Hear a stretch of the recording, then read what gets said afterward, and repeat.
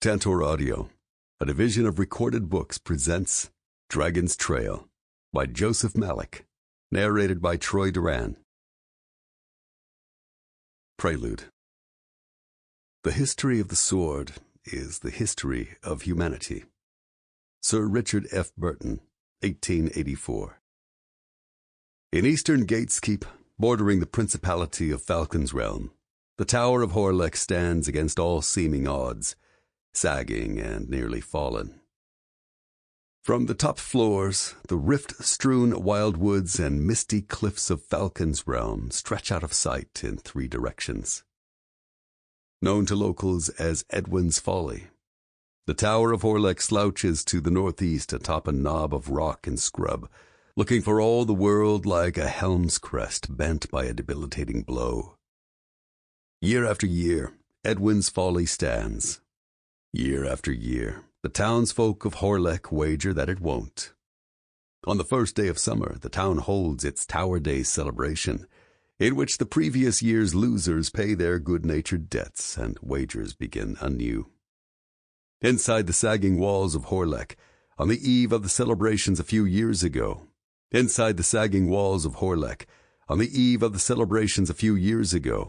a young sorcerer named Crius Lotovages advised the war council of Gateskeep.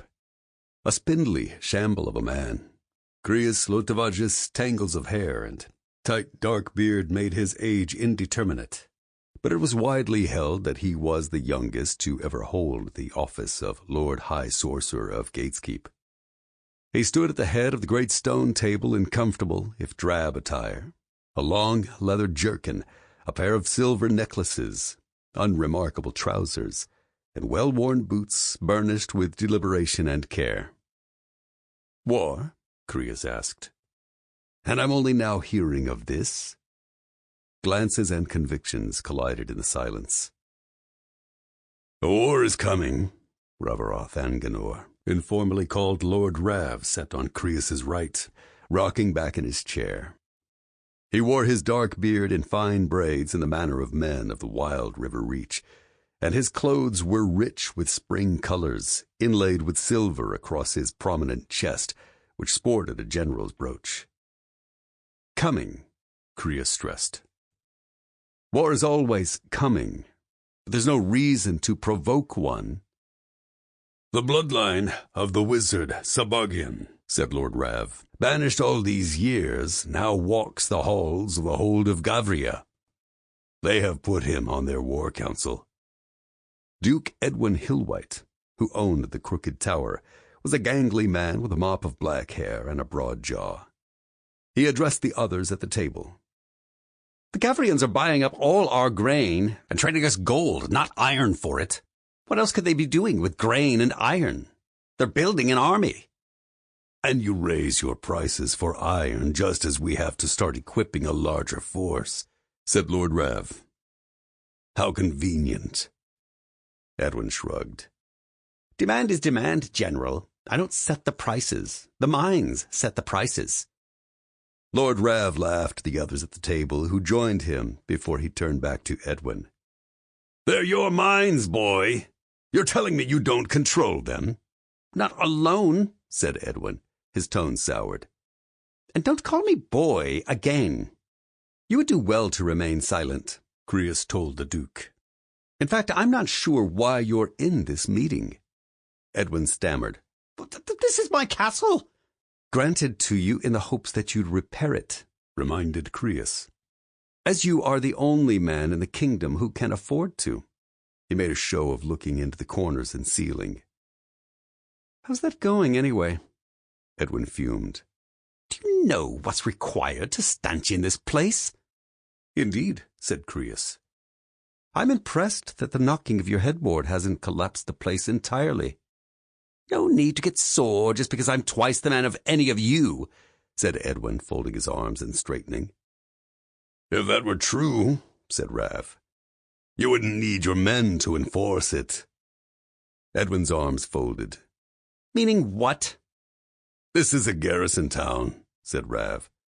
"Those are soldiers' daughters your boys drag in here." Edwin twitched.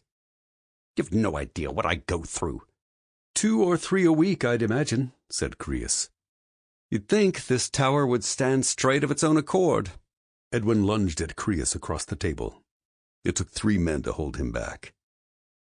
Lord Rev refilled his and Crius's goblets from a decanter of something reddish-purple and mercifully strong. Edwin, still fuming, shook the others off and sat.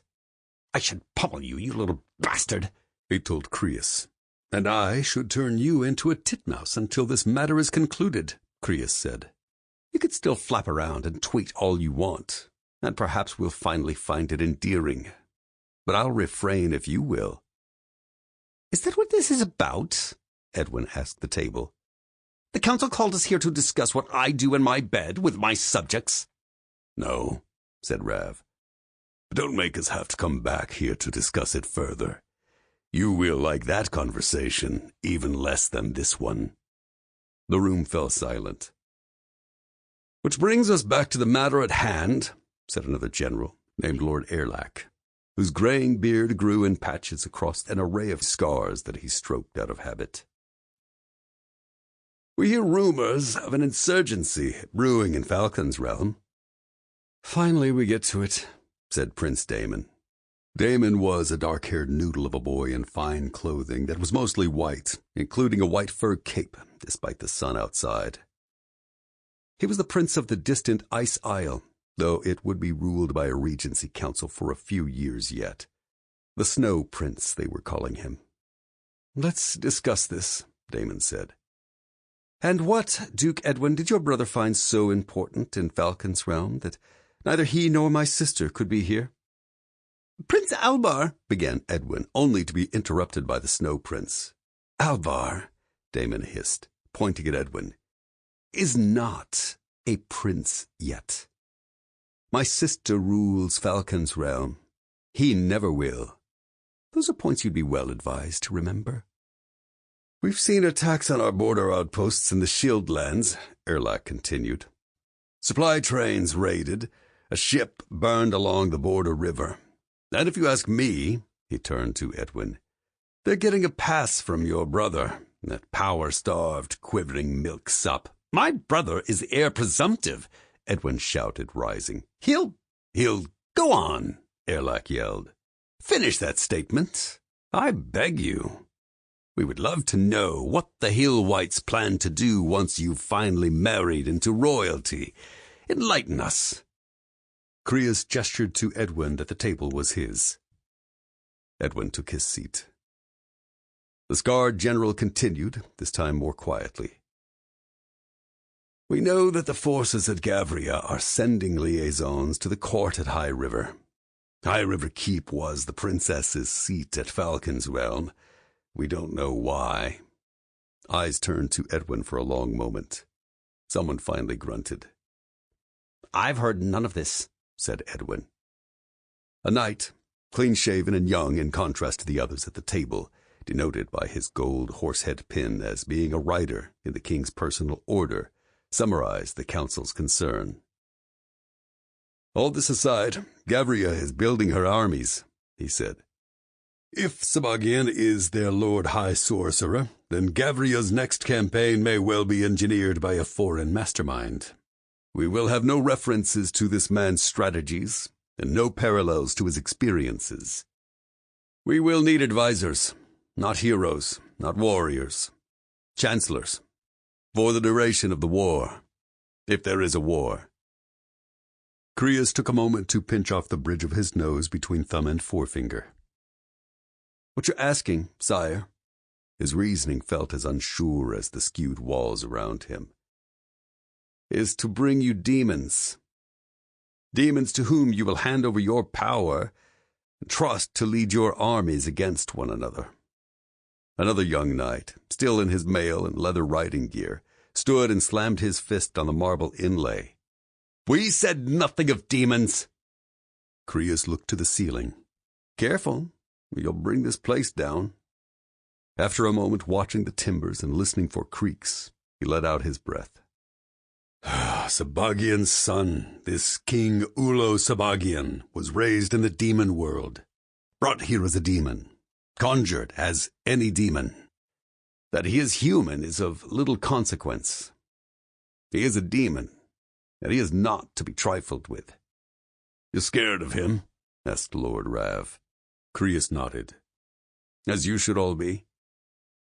"What we want is what they have," said Lord Erlach, stroking his scars absently. "Only more of it." "Master Crius," Prince Damon's voice was gentle. "Yes, this is what we're asking. I understand the dangers inherent in this course." "Respectfully, Highness, I don't think you do," said Crius. "I do," insisted Damon. "The true danger is the fears these men, these demons, would rouse. We will not speak of this outside this room. We'll treat them as we would any other advisor. The true danger is far greater than people's fears, Highness," said Crius. Damon blinked once, and in a voice that belied his age said, "Perhaps. But that's why we are entrusting the Lord High Sorcerer with this." Crius looked to Edwin, who grinned. "Oh, if I could but slam the door behind you," said Edwin. Crius's gaze roved the eyes of the others. None shied from him. "You've already decided this." "You had decided this before we even called this meeting." "No one else can do this," said Damon. "If it's to be done, you'll do it." Crius smiled, looked down at his hands, and nodded, tight-lipped. "Very well, Highness," he said. "I will travel, and I will bring you demons." All agreed, and the council broke with murmurs of conversation and the bangs and scrapes of benches. Prince Damon wove his way over to Crius, shaking hands and clapping shoulders. Damon kept his voice low as he spoke to Crius away from the others. "What's this danger that we don't see?" "The killing blow is so often the one that looks harmless," said Crius. "You won't know what the danger is, and neither will I, until it has us by the throat. This will not solve your problem with Sabagian, or with Gavria. This will complicate it." "This will level the field," said Damon. "It won't," said Crius. "The War Council says it will," said Damon. "The War Council hopes it will," said Crius. "If Gavria marches, demons won't matter. We'll need to rely on the same things we've used against them from time immemorial. Iron and blood. Swords win wars, Highness." Damon clasped Crius's folded hands in his own. "Then bring us demons with swords." 1. Overture. Fighting was fun. This was the thing. Fighting was tremendous fun. Ewart's Oakshot. The Middle Ages had come to Camille Bay. It was a rainy Memorial Day weekend. Spring seemed to have been and gone without a single hour of sunshine, and the coming summer held no promises. Camille Bay, Maine, is a tiny Birkenstock town known for its artistic population and a never-ending slew of obscure exhibitions. Camille Bay is host to fantasy conventions, an occasional movie set, and the region's most prestigious glass-blowing school. She boasts several successful authors among her quiet inhabitants. The particular way Camille Bay had chosen to draw the immediate world's attention today entailed a recreation of a medieval fair in the market square, courtesy of several large Renaissance troupes. Everyone in the town participated. Participation is the town creed. The costumes ranged from casual passers-by in Robin Hood hats to axe-bearing Norsemen and lace-ruffled Elizabethans. Woe indeed to the unwitting tourist, reluctantly handing over his mobile card to a bearded Norseman in a bearskin cape and a leather jockstrap. Crius's vision unclouded in an alley of Camille Bay. With a fleeting sweat of terror, he realized that this was not a world he'd expected, and certainly not the world he'd visualized moments ago, standing an ocean of space distant from his chambers at Horlek, with the Tower Day celebrations rampaging in the distance. A granite sky spat mist over a fitful, intense gridwork. A hornet's nest as garish and searing as the sun even in the intense cold of the day. Everywhere he looked, the world seemed to explode with its own sprinting pulse, every color and edge exquisite in its squarishness and order. He smelled fish and seawater. An unsourced thrum slashed at him from nowhere. He climbed to his feet on a hard black road. A fine road. Roads were roads. Roads hadn't changed. There he stood on the road, crumpled, hands on his knees, awestruck at a piece of trash more bright and polished than anything he'd ever seen. A massive facet of jewel blowing along the slate of the yard fences and blacktop of the alley. He watched it go, and the world tunneled into place in its wake. Square homes built shoulder to shoulder sprawled up the hills away from the sea. At the end of the alley, the road led up the hill, and also down to a calm harbor brimming with boats. Away from the water, the town was bursting. He knew a festival when he saw one. Festivals hadn't changed. He pulled his hood up and struck out uphill, thrilled with the quality of the road beneath his boots. The noise grew and his pulse quickened. What a world! What an intense, bright, loud, fast world! He stopped at a barrier and reached to warm his hand by its flashing lamp. He found light, but no heat. He touched it. He rested his hand on it. He giggled. He took a slow look across the multitudes. Warriors in piecemeal armor, commoners in simple dress, well-outfitted courtiers. Many things, it seemed, had not changed, more than he'd expected. A mechanical animal, albeit an unkempt and mangy one, butted its way through the street, forcing noble woman and barbarian alike to leap aside. He found a space beneath an awning and watched the people pass.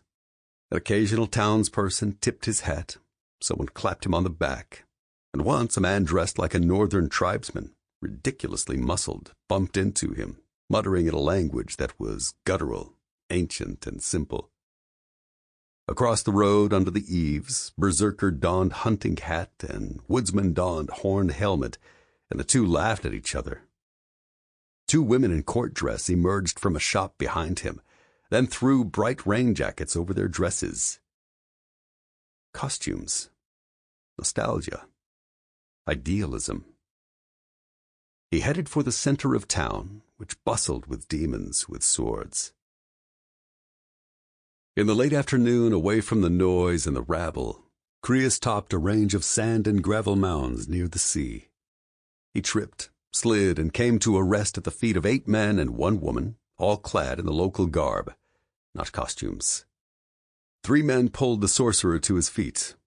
"Let him go," snarled another voice, rife with the crack of authority.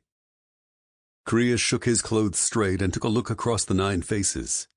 Or 11, now he saw, for there were 2 more men about to duel beyond a line of onlookers.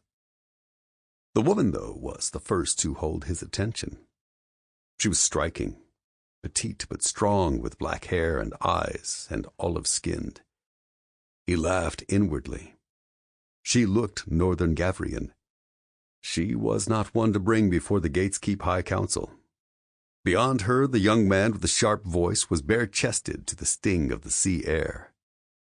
With a ponytail and goatee the color of the wet sand behind him, he was on the small side of medium-sized, but his proportions were exaggerated with slabs of long muscle, cat-like. The most wondrous, wicked scar, a mark of great pain and courage, graced the knotted muscles of his stomach. He stabbed his rapier into the sand, dropped into a full split, and leapt up again. Crius knew the type. He liked this type. The other man was much larger, much stronger, red-cheeked and thick-bearded in a ruddy shirt and a black jacket. He whipped the jacket off and tossed it to one of his cronies. Remorseless jaw, fierce eyes, a warrior to be reckoned with. But it was the young swordsman whose grin, brilliant as the moon, had snared Crius's eye. Here, Crius thought, was a hero.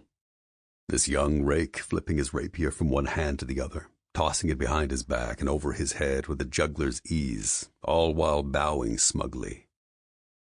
The grin faded, however, as his opponent was handed a much heavier sword than his own and began limbering up. Within a moment, both struck and on guard, and so began the challenges. This was a grudge match, unofficial, unsponsored, prohibited by a myriad of local statutes, and held well away from the main bustle. The younger man spoke first. "I, Jarrod Torrealday of Knightsbridge, do accuse you, Harold Reynolds of Torrington, of the crime of rape. The victim, Lady Siriana, is present to substantiate the charges." With his weapon he offered her a salute that snapped through the air and returned his attention to his opponent. Jarrod's voice became rocky and dropped an octave, and his happy-go-lucky countenance melted into an unforgiving glare. "How will you plead?" The tip of his rapier was as steady as a star. Crius was impressed by his professionalism. This was a champion's champion. This was the man he wanted. And left-handed, he noted. Rare indeed. "I protest my innocence," Harold replied tiredly, and spat on the ground toward Jarrod in punctuation. "And that on you. I'll leave you with a story to tell." "Well then," Jarrod answered. "May God guide the true blade, sir. To the first blood?" Out went the right hand for balance, the right leg a bit behind, weight shifting to and fro. Harold nodded, his mouth a tight line behind the beard. "So be it. First blood." "Get him, Jarrod," yelled one man from the sidelines. "Kick his ass, Jarrod," added another. They crossed blades. Neither moved for the longest moment. Harold lunged. Jarrod exploded forward in a whirl of flashing steel, and Harold crumpled and spilled into a knee-deep puddle, pleading his surrender as Jarrod stomped and beat him. The bloodthirstier onlookers were disappointed. Though Harold's nose was smashed, his eyes swollen, and his beard dripping blood, the duel had lasted only seconds. Jarrod disarmed him with a kick, his face quivering in fury. Harold sloshed to his knees to find Jarrod's rapier pricking him, not so lightly in the eyebrow. "Give me your hand," said Jarrod. Your hand!" he screamed, his face reddening. "Careful, Jarrod," someone shouted. Jarrod tossed his rapier well aside, took Harold's hand in both his and twisted it. He pried Harold's ring finger back until it nearly disjointed. "Tell me to stop," Jarrod growled. He bent it back further, and Harold yelped again. "Tell me to stop." "Oh, stop! Hey!" "What?" "Stop!" Jarrod's lip curled over his teeth. "Beg me to stop." Harold was breathing in panicked gasps. "Stop!" He snapped the finger back. Harold shrieked, stomachs wrenched. The Lady Siriana, whom Jarrod had been championing, covered her ears and spun away. "Now, the next time someone tells you to stop," Jarrod snarled, "you just remember how that felt, you bastard. And you," he panted, "will stop."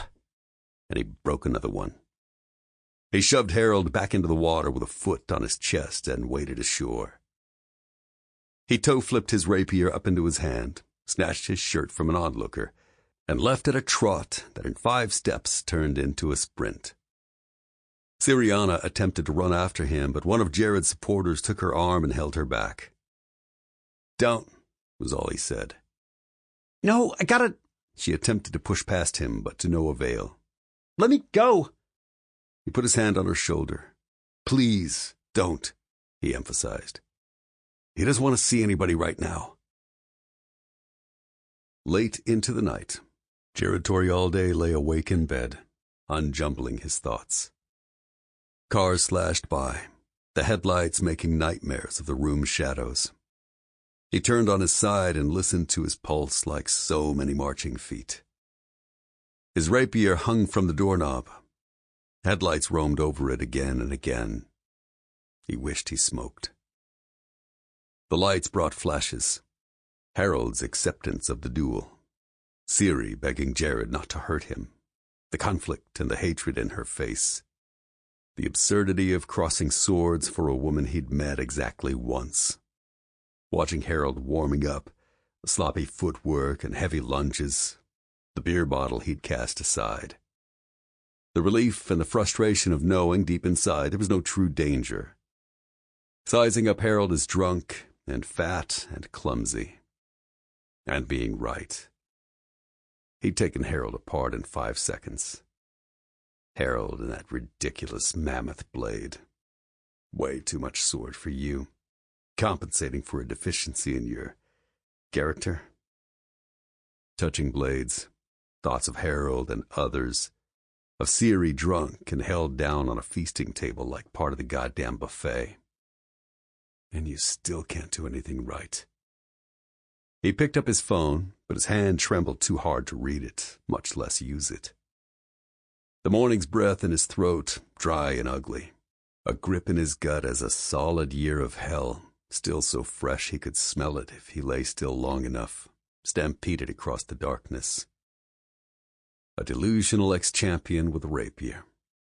Endless months of crying coaches and shouting lawyers. A kaleidoscope of TV cameras and microphones. A magnificent life vanished like sand through his fingers. And a girl, achingly beautiful, who might as well be a ghost now. All of it an utter screw-up. And now this. Crawling out, one Harold at a time. He took a pull from the bottle of Lagavulin beside the clock, acidic and hot. His own voice startled him. "What were you going to do?" he asked the shadows. "Kill him too?" He flipped through pictures, finding a block script quote by Rostand in Cyrano de Bergerac. "I feel too strong to war with mere mortals. Bring me giants." He took another drink, longer. It was time to move on. Carter Sorensen traveled Renaissance festivals giving demonstrations on the history and tactics of the great sword. Nearly 7 feet tall and so immensely muscled as to appear capable of pulling locomotives with his teeth, his head and goatee were shorn equally close and flecked with gray. He had played 3 years as a defensive end for the Patriots, and later had done quite well on the professional mixed martial arts circuit, facts that were well known throughout the fair. He regularly drew quite a crowd. Carter was looking for Jarrod in the post-fair gala. Sunday mornings provided the last chance for browsing the artisans' tents. By noon, the majority would be packing up in preparation for a return to whatever, in their lives, passed for normalcy. While he didn't spy Jarrod, he did see Ronaldo Salazar, one of Harold's cronies. Carter had heard that Jarrod and Harold had had a trial the day before, which had ended with Harold in the hospital. Ronaldo wasn't a serious Renaissance enthusiast, but a fringy who liked to flaunt his physique in fur loincloths and matching boots. He was, however, exceptional with a longsword, and had given Carter a run for his money at several historic European martial arts tournaments. Worse, though, after Jarrod became famous for killing a guy in a sword fight in Paris a couple of years ago, hordes of macho half-wits and dilettante sword geeks had formed illegal underground dueling clubs around the world. In these circles, Ronaldo had made a name for himself, and it was no secret that he wanted a piece of Jarrod. This, Carter thought, could be an interesting day. Ronaldo was pushing at a small young woman with olive skin and dark hair. "Ciri," he looked hungover, or possibly still drunk. "I need to talk to you." Carter started easing his way through the crowd, quietly, hands on shoulders. Ronaldo reached out to touch the small woman. She shrugged away from him. "Huh?" he persisted. "Look, let's talk about this." Carter recognized her now. Sample complete. Ready to continue?